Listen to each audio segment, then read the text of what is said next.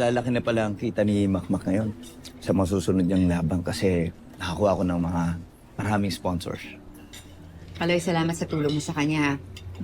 Mas ramdam ni Makmak yung value niya bilang boksingero.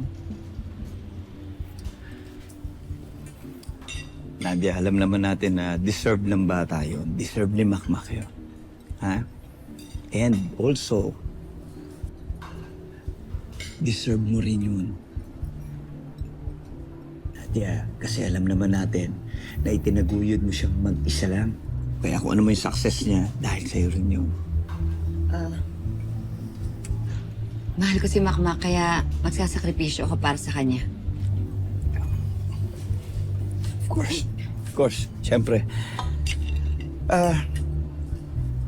Pero ngayon, Nadia, dahil nakikita naman natin na unti-unti nang nakukuha ni Makmak yung mga pangarap niya, hindi ba oras na rin para pagbigyan mo naman yung sarili mo? Pagbigyan na ano? Nadia, matagal na kayong wala ni Nonoy. Baka panahon na. Diba? Hindi mo ba namimiss na magmahal? Kaloy, pwede ba huwag mo ako dinadaan sa ganito? Kung pinapormahan mo ako, itigil mo na to. Nagtatanong lang naman ako eh.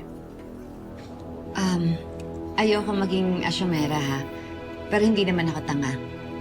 Kung mali ako at wala ka talagang interes sa akin, sorry.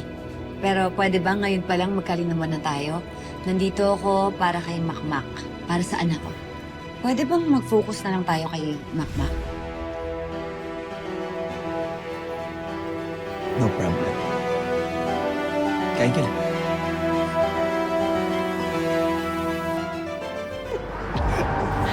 Medyo marunong lang pala sumayaw, ah. Ang galing mo kaya.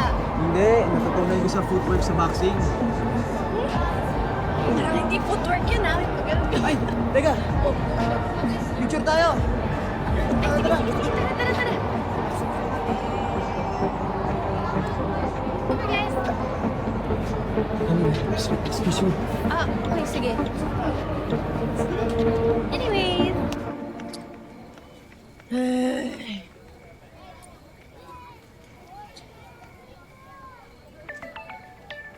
Uy! Sa wakas. Sagutin mo na. Hello, Jolly, Kabuts. Uy, Makmak! Anong petsa na? Kanina ka pa namin hinihintay ni Jolly dito. Oo nga.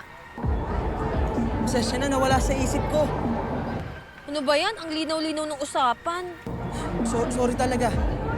Asan ka ba? Bakit parang ingay dyan? Nihaya kasi ako ni Chloe. Pero patapos na ako. Pupunta na ako dyan.